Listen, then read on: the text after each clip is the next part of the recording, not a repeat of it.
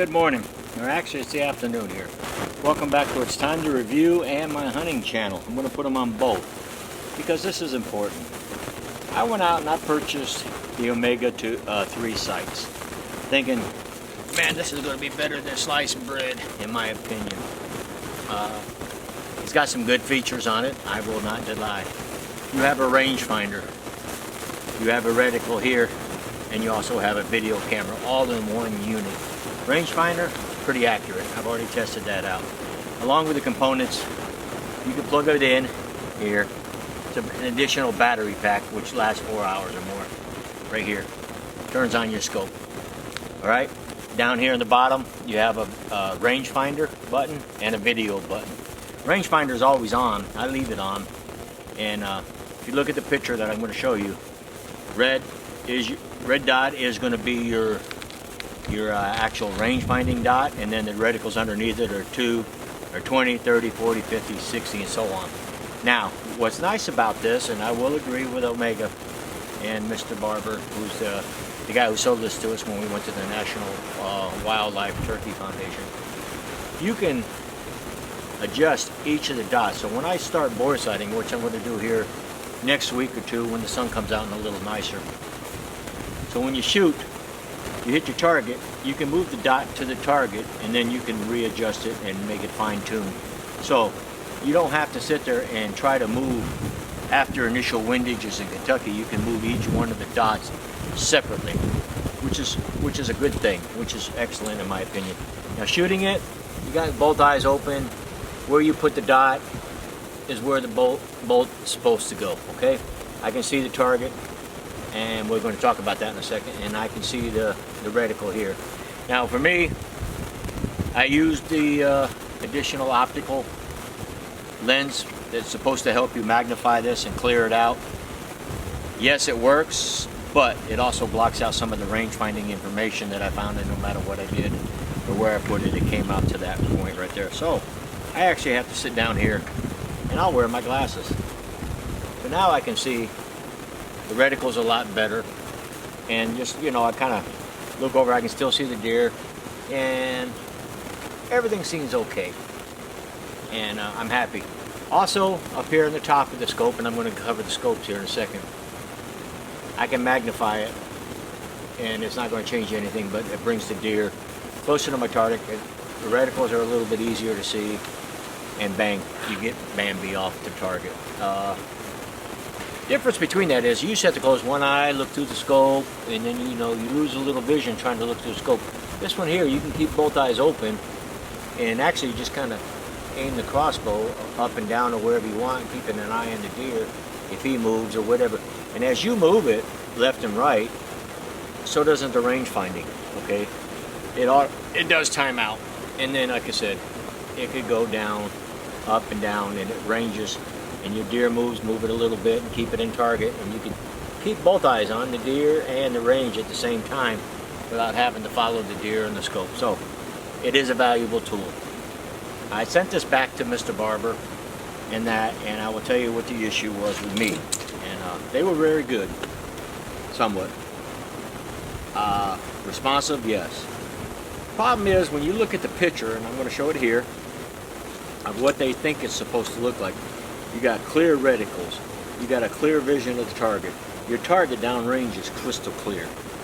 What in reality you get is this, where it's not as clear as you think it is. Now, the video is good, no doubt about that. The range finding is good. But to me, there should be a button on here to adjust the focus of your lens. And regardless of what my eyesight is, if I got a scope, I can adjust that scope to it's crystal clear looking through it, and I can see the deer, I can see my reticles. Here I can see the reticles, I can see the range finding. The deer is not as clear as it should be. I don't care. Hunters don't always have beautiful sunny days to see animals. So, but to be fair with this, and I always like to be fair with my reviews, I'm actually going to go sit in the stand. I can't hunt, and it's not hunting season. So I'm actually going to go sit in the stand, and I'm going to sight down there and see what the picture looks like from the stand inside my deer platform, I should say. Other thing about this is, and now this one's been modified, okay? the housing that I got, that actually clips over here, right? And let me put that on real quick for you. Just connect your connectors, right? Now you can put your housing over the top, squeeze it on, and lock it back in place and make sure your lens is there. And then you just hook up your power cord back through the little square, right? Now it does have a dust cover, so if it's raining outside per se. Now I want you to look at this. My connection for my remote control goes in great. It went in perfectly. The other one did not. You needed one of them. So that little hole right here in the front, you're going to have to take a file and you're going to have to hone that out. If you don't hone it out, your remote control is not going to go through this piece of plastic. Did it take a lot? No. It just took maybe 4 or 5 turns of plastic. Took my connector out there, and I'm going to show you this in the video next, okay? And from there. But you do have to modify it. So here I am, I got it on. Yeah, I guess it is a little better, okay? I can see the range, and I can see the deer, and once again, magnify it, and it should be good to go. I think my only heartburn with this thing is the simple fact that I can't see clear, and it ain't my eyes. I can see perfectly with my eyes, and it should have been crystal clear down there inside the vision of the Omega-3 sights. Looking back on it, I should have bought the Omega-2 because I like the crosshair differences better, but you cannot adjust your crosshairs. You know what I'm saying? These dots I can adjust to my target once I start bore sighting it here in a week or so, and I'm going to have you follow along with me on this as well. You can move each and every dot independently. So what I'm going to do is I got the rangefinder on the target. That's going to be my 20 yard. I'm actually going to put my 20 yard dot on top of that range red dot inside the scope, and then I'll move my 30 behind it and the 40, and I'm not going to go over 40 because anything over 40 yards my wife will not shoot, and I might try for 50. So, but I don't know if I have 50 yards to shoot the damn target from here. But with the rangefinder, I'm going to be able to find out for sure. So, but this is the initial start of the review on this one. So what we're going to do now, I'm going to go in the garage and I'm going to show you how to modify the corrective lens, and I'll give you the proper name of it when we get into the garage. Okay? So let's move there. So in the garage, what we have, we'll move up closer here to the little hole that I told you about right here. Right, if you can see it. If you try to put this thing through, if you look on the other end, it does not go through. Okay? So what I've had to do, take my file and I stick it in the hole and I just rotate it in and out until I feel comfortable, and then I don't go all the way yet. Take it out, and now look. So the hole, the plunger, watch. Now it goes in. That's a modification you're going to have to do to this lens cover. And all it is an optical lens. It's kind of like a magnifying glass for people who wear glasses. You put it on and it magnifies your reticles and the background with the magnification. But you do have to modify it to get the hole in. Got a phone call. Sorry about that. Damn spam callers want me to refinance my house. I just bought the damn thing. So this is actually called a culminating clarity lens, and I'll show you the box up close. Okay, that's what this little thing is, and it's supposed to magnify it. Let me get a little closer for you here. Maybe you can see the picture. I'll actually take a picture of it and post it online with this video. But it acts as a sunshade when you look through here, and you're able to do that. Now, the actual sunscreen, that's this little piece right here. That comes with it. You put it over the lens and it blocks the sun from the other side.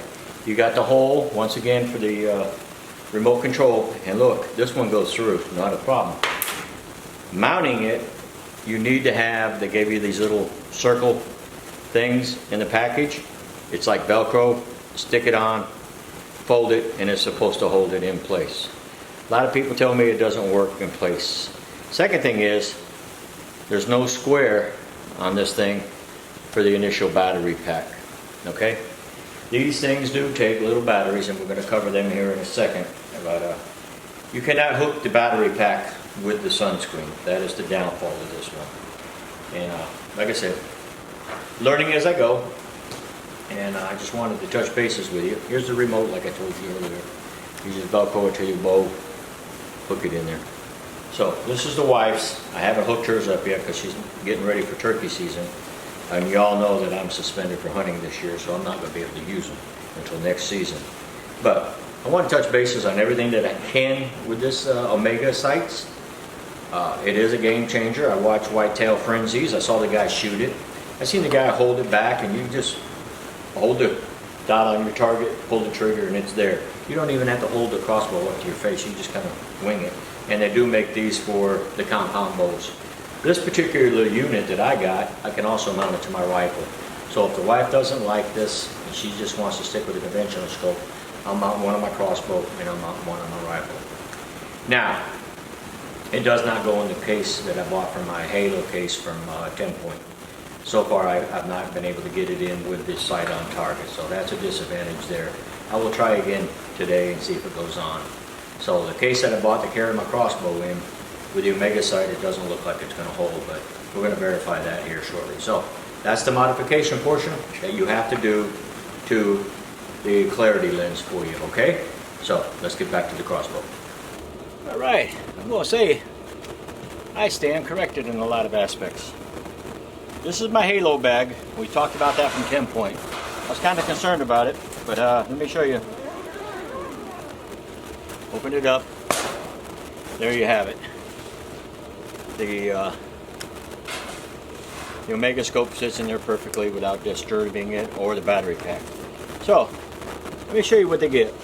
Here, I'm going to lay this stuff out a little bit and be nice here. So when you get the box, let me show you that here. I'm going to show you the picture anyway. That's the box you get, all right? And I expected that picture right there to be the same, where I could see clearly. And that was my heartburn with the whole setup. So they give you these little batteries, lithium batteries. They're CR123 alphas. You get 2 of them per box that you get with the scope, okay? They sit in here in this little hole. You get the actual scope, right? You're gonna get the tools that you need right here. I'll show you a little closer. Those little rings that you're gonna put on your sunscreen if you choose to use it, okay? On top of that, I actually got another one with the battery pack. The remote control comes in the box with the scope. This is separate, by the way, and this special that I had. You get a long cord, which means that you can hook this up straight to your computer, to the camera, and not have to take the card out and download your files, which is good. You get the short one, and that's what I'm going to change out right now, is I got a short one, right here. You get this out, that you can actually use on the scope so you don't have all the excess wires, okay? And that's what I'm going to do right now. It's also used in another hole by turning it around, and you can charge the battery pack. So either way, I have wires hanging, and I just route it differently than others. And we'll bring you in close here in a second. So on top of that, Mr. Barber was nice. He gave me a nice little cover. So if you don't have the sunscreen on, I have to take off this little door piece too, by the way, here. This little piece has to come off for you to put it on your scopes and all that. But if you don't like that, like I said, and you got all this extra stuff, he gave me a nice little dust cover, rain cover kind of thing here.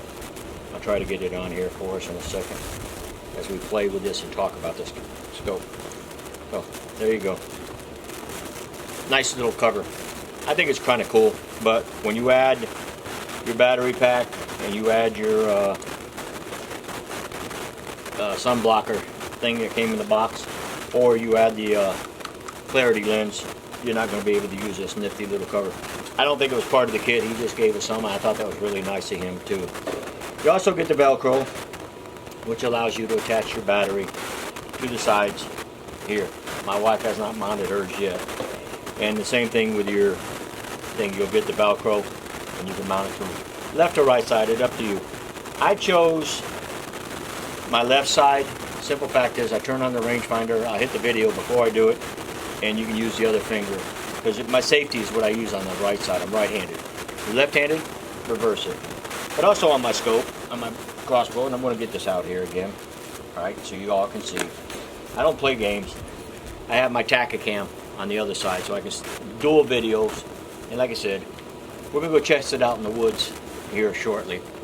But I just wanted to give you an idea of what was in the box. There's 2 boxes I got. Got the Omega 3 box with all my stuff in it. The extra cover that it gave me for free.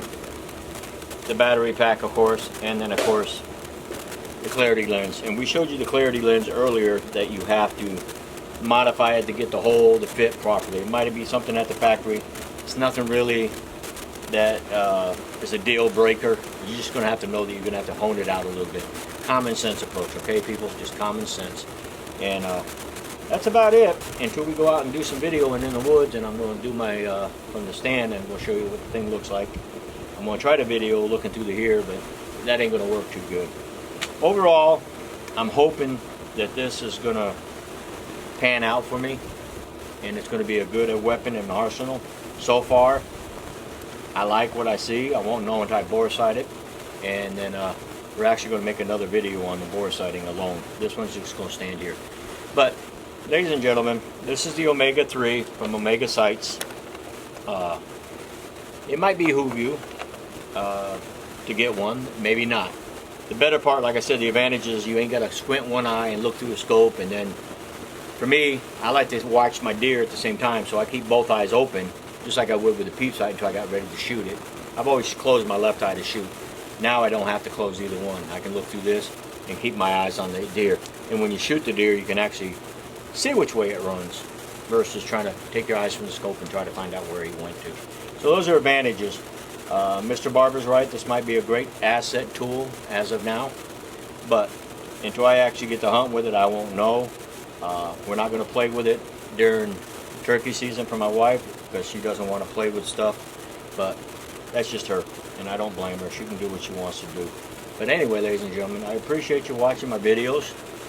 This is a review on the Omega 3s from Omega Sights. I hope it's a good one. No downfall. Mr. Barber, Miss Rose down there, they've been cooperative back and forth with my little complaints. And they listened to me and talked to me, and they sent it back and tested it, said, hey, everything's perfect. And sent the scopes back to me. And I don't know. Like I said, the clarity portion was a heartburn for me. I figured, like, when I see my scope, everything's clear. There should have been some sort of screen focus on the Omega Sights. That would have probably made it a lot easier. The whitetail frenzy guy, when I first saw this a couple years ago, I said, hey, that's a ticket. You know, I like that idea because it's a tool to help you show somebody how to sight, where to put the dot, because you don't have to look through the scope with them. You can stand right there and show them, hey, put that dot right here. So, once again, Omega Sights, maybe for you, maybe not, I don't know. Right now, they are for me, and I won't know until I hunt with them. And like I said, I'm going to go do another video from my stand, and at the same time, I'm going to do the one from bore sighting, so we can say, hey, they're on target, and they weren't that hard to adjust, okay? So thank you for watching my channels. I appreciate it, and I look forward to more. And please, hit that little subscribe button if you like me. I'm not even going to bother with the unsubscribe one. And the little bell if you want to be notified when I start talking again. All right? Thank you, and I hope you have a successful turkey season. All right? Thank you.